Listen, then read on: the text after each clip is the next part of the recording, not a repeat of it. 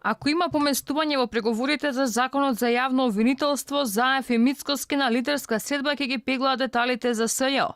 Премиерот оптимистички настроен очекува дека ќе постигнат компромис со лидерот на опозицијата за статусот на специјалното обвинителство, кое е дел од реформите кои ги бара Европската комисија. Но сепак прво ќе разговарала и со министерката за правда. Денеска имам состанок со Министерството за правда, за да можем да ги добием последните сублимати од работните средби. Знам дека имаме одредена намера и идеја како тоа да продолжи. Целта е навремено да завршуваме.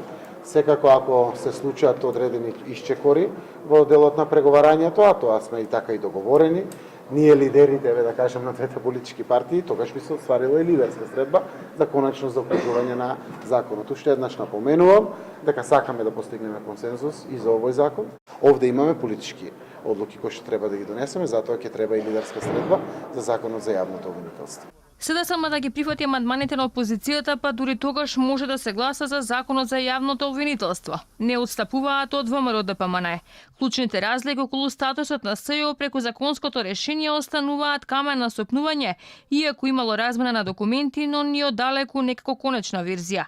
Инаку опозицијата бара специјалното јавно обвинителство да се инкорпорира во рамките на одделението за гонење на криминал и корупција. Јавниот обвинител да се бира по предлог на ВМРО ДПМН и последниот принцип на кој инсистира опозицијата и да не важат бомбите.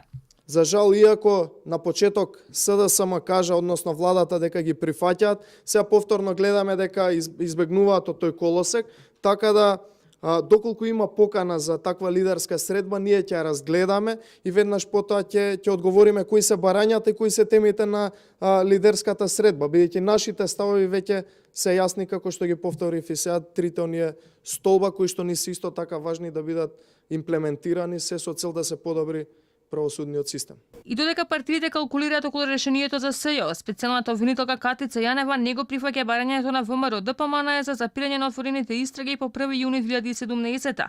Дури и сигурна е дека не постои персонално решение со кое може да ја сменат од позицијата. Не може да ме сменат, мене како мислите да ме сменат? Со законот, со кој закон? Со законот за јавно Таму не обвинителство. пише во законот, нема персонални решенија.